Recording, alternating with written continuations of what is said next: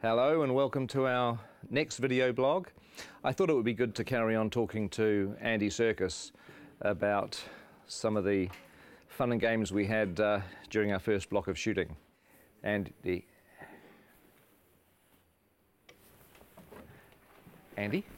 where is he?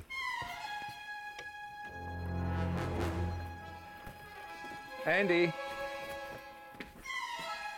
What is this place? This isn't Wellington. Where am I? Isn't this where James Bond crashed his Aston Martin in 1964?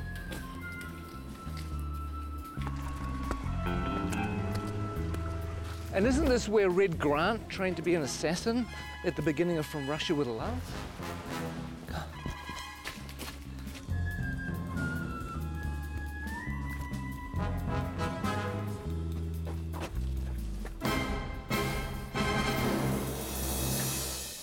You know what? I think we should just run the blog anyway. So what we did is we asked cast and crew to tell us a few of their favourite memories from the first 3 or 4 months of shooting. So please enjoy that and I'll go figure out where I am.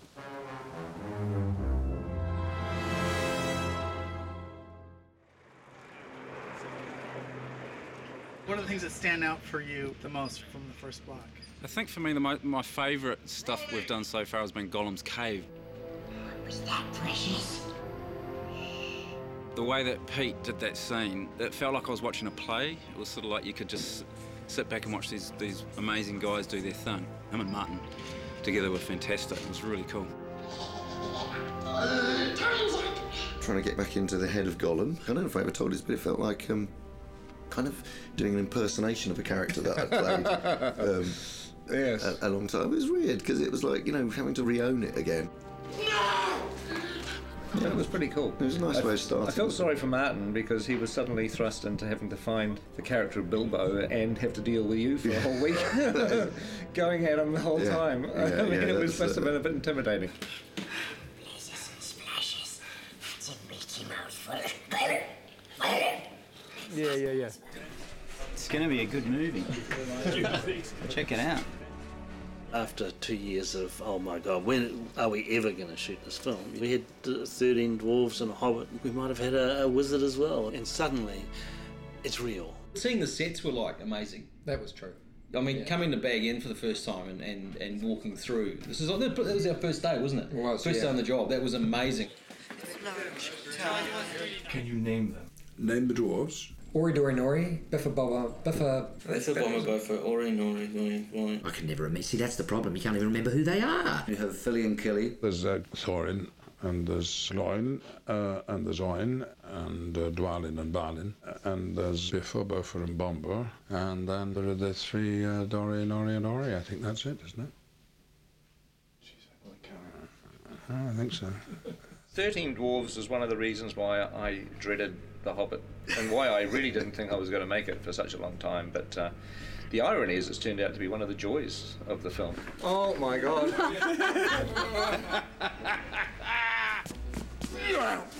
What a challenge. I mean, 13 heroes, or 14 with Bilbo. They all have to be differentiated in a way that isn't necessary in the book, but if you keep seeing them, you want to know who they are and specifically and what their attitude is and why they're on this journey. We need to move now! Come on! Some of the best memories were getting the dwarves ready. Everybody has helped these actors kind of find their way through lots of rubber and lots of hair. Walking through Weta and getting to see our designs and going, actually, God, I look amazing. I look the most amazing of anyone. That was probably the best day, wasn't it? Mm-hmm. Yeah. When you all said, gee, Jed's amazing. That's an amazing We design. did, yeah. Some of them actually look pretty bad before they get into the prosthetic. Some of them, for some of them, a prosthetic is making them look better, to tell you the truth, which says something. Mark Hadlow, for example, springs to mind. I have this lovely bit down here, and then this moustache that comes up here. I look stunning. Actually, I should be in centrefold. One of the things that quite early on we discovered was that Mark Hadlow likes to dress up in costumes, mainly sort of military type things.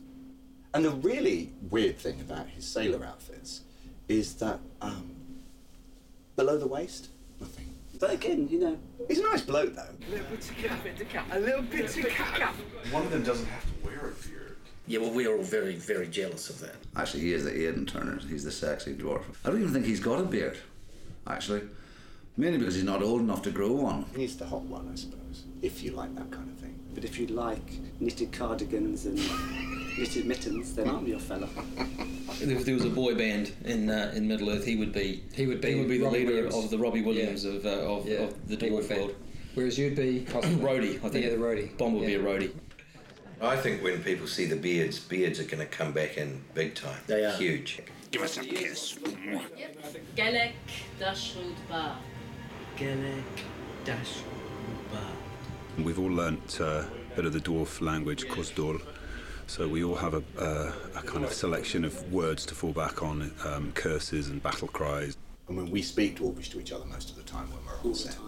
Okay, here goes. And Peter can guess what it is, and then I'll tell people. Caused Belcour. Caused Belcour. Caused Belcour. Peter? It means mighty dwarf.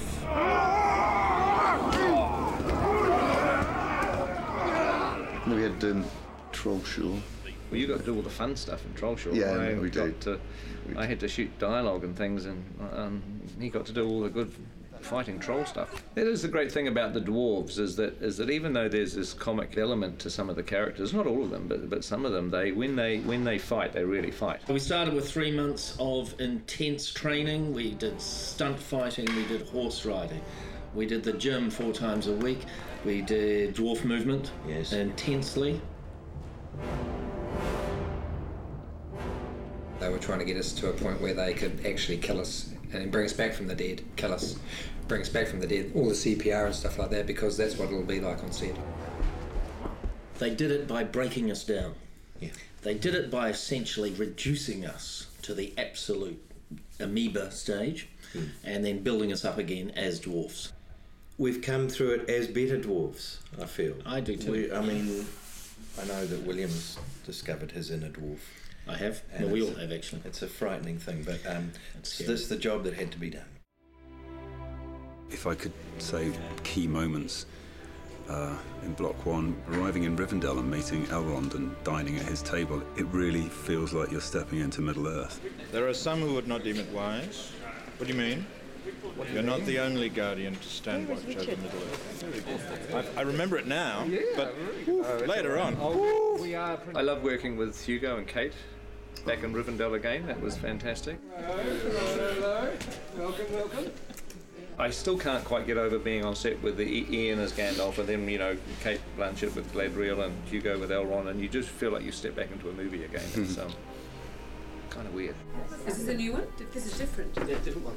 High points really, I think, was getting Kate Blanchett with a long train. Beautiful. Kate, that's beautiful. That is.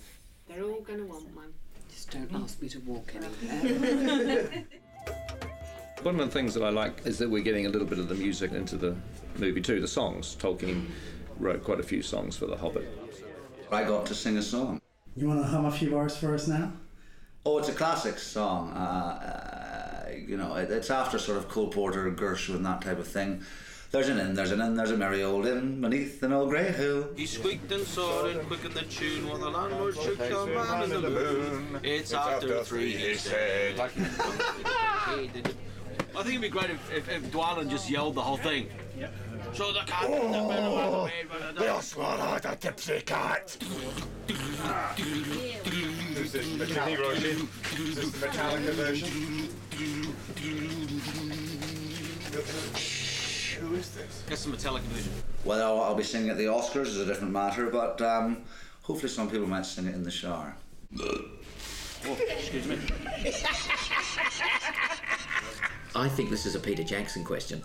Which dwarf would you like to invite to dinner? Well, I wouldn't invite any of them except myself. I'm afraid that the table manners aren't of the best. But you get your fist when you do that! They would not want Biffa over for dinner. He would be like the bottom of the line. Ori, because he'd be very polite. Excuse me. Well, it'd be me, obviously, because I'd cook.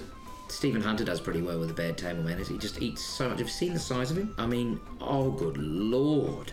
He's enormous. I tried to talk to him about cutting down his cholesterol and his butter intake. I don't think you'd invite Norrie because he'd steal all the silverware. You'd never invite Graham McTavish because he would sit there and glare at you and show his forearms all night. Dwalin's a real warrior. When he parties, he goes completely mad, like so many Scottish people. Here you go. Well, the words kettle black calling pot come to mind.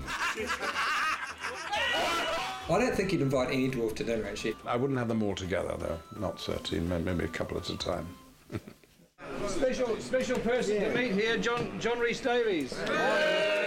It was fun on one of the days that we were in Bag End with the dwarves that John Rhys Davies came to visit. Oh, yeah? And it was great to introduce him not only to Gloin, who's his father in the story, but also to all the other dwarves. Hello, my boy. It's just like coming home to family. I predicted what John would say, and he pretty much said it word for word. I could just imagine, him saying, "Oh, you poor bastards." that's pretty much what he went on to say. You poor buggers. When he gets you running up the hill in full armour, you'll enjoy that. But you are going to be spectacular. And you'll be chased by women all around the world. But only if you're in costume and makeup. Okay. All right. We've been here since January the 13th. So what is that, 5 months? And we haven't even scratched the surface. Who are you doubling, Pete? Hey, I'm doubling Stanley Kubrick. One of the biggest moments was when we all put our gear on and we all stood together, sort of looking around at each other into the characters' faces. To stand in a circle and look at the guys that were going on the quest, I got a real tingle up my spine. Lovely, thank you, that's terrific. I think we can check the gate on that.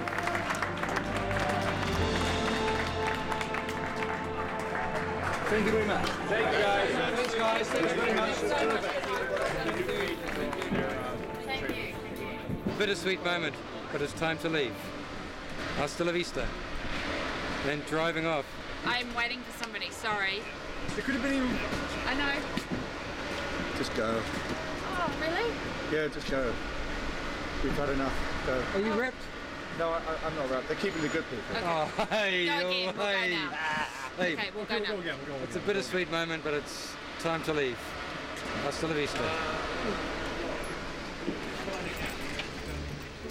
Well, I hope you enjoyed that. I don't know whether there'll be any more because I have to find New Zealand, which I've lost. I think it's over here. Who is that odd little fellow?